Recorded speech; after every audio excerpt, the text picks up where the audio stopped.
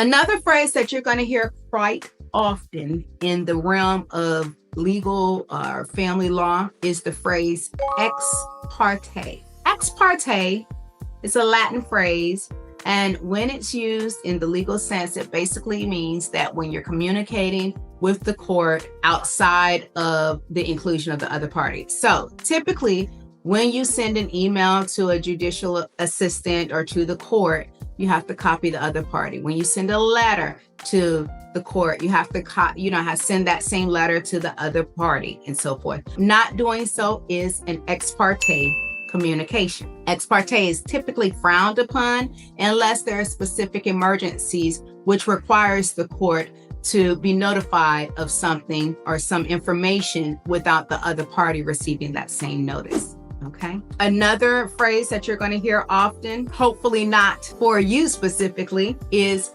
pro se. Pro se is basically another Latin term. We do love our Latin terms in the legal industry, but pro se means that person is representing themselves. They are standing for themselves. That typically means that they don't have an attorney.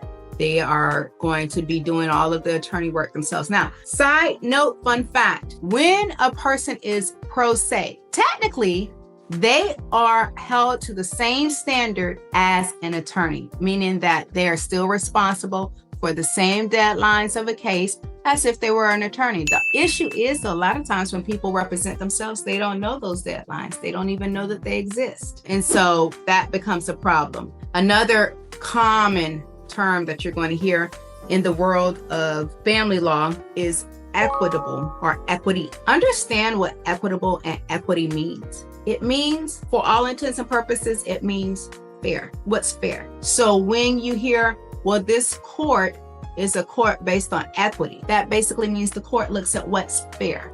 Equitable distribution, the division of marital assets based on what's fair. So let's talk about equitable distribution for a minute. It is, like I said, the division of marital assets and liabilities based on what's fair. It doesn't always mean 50-50. Sometimes it might mean 60-40. Sometimes it might mean 70-30. Sometimes it might be, 90-10.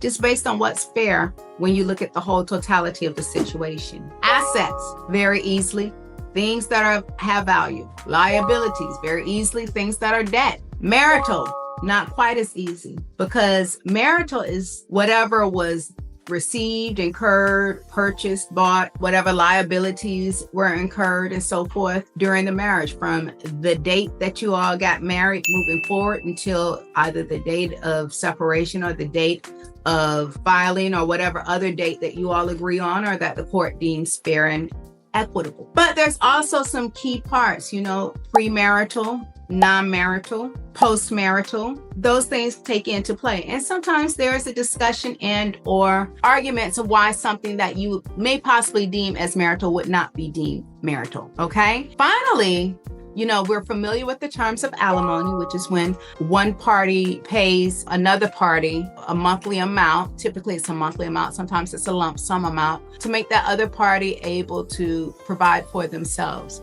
in the same manner that they were provided for during the marriage, reasonably. Okay. There's also child support, when both parents have to contribute financially to the care of the child. And sometimes that requires that one parent provides financial money or financial payments to the other parent for the care of the child. There's a lot of reasoning behind the child support and the calculation of the child support, but that's just a general term. We can go through a whole bunch of other terms. Would you believe that there is discussion and opportunities for debate on the definition of income, on the definition of net versus gross, on the definition of what can be counted as income and what cannot be counted as income, on the definition of proper employment? If these terms are of interest to you, or if you've heard them and you're wondering what that means, or if you're facing those issues right now, it would behoove you to contact a family law attorney who can go more into detail with these definitions and explain how they affect your personal, unique situation. If you know of a local attorney, feel free to contact that local family law attorney. But if you don't know of a local family law attorney, feel free to contact us and we can help you in any way. Also, feel free to drop some information or to drop some thoughts and ideas in the comments below. Let us know, have you dealt with these legal phrases? Have you been confused on the legal phrases? Have you learned the definition of the legal phrases, possibly in an interesting way? Let us know down there and keep the conversation rolling. And either way, that's just a short tidbit. If you need more information, feel free to reach out to us. In the meantime, in between time, I want to tell you thank you for watching the video. Thank you for following up with us, and we look forward to talking with you soon. You know, LM Knox Law and Mediation, hard knocks, call Knox. Y'all take care, okay?